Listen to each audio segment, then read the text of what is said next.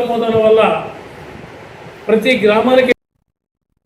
వరంగల్ జిల్లా ఎంజీఎం ఆసుపత్రిలో పశ్చిమ ఎమ్మెల్యే నాయిని రాజేంద్ర రెడ్డి ఆకస్మిక తనిఖీ నిర్వహించారు.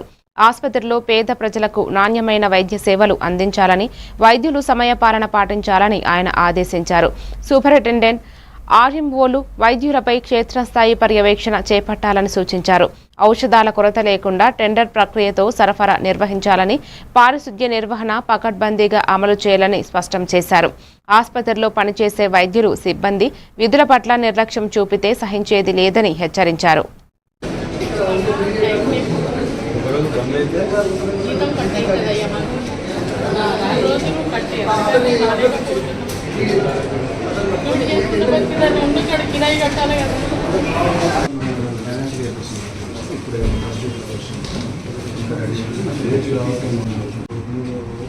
కార్డియాలజీ ఒకటే మనకు 500 లేదు. సో మేడం ఏమన్నారంటే దానికి ఈ టెండర్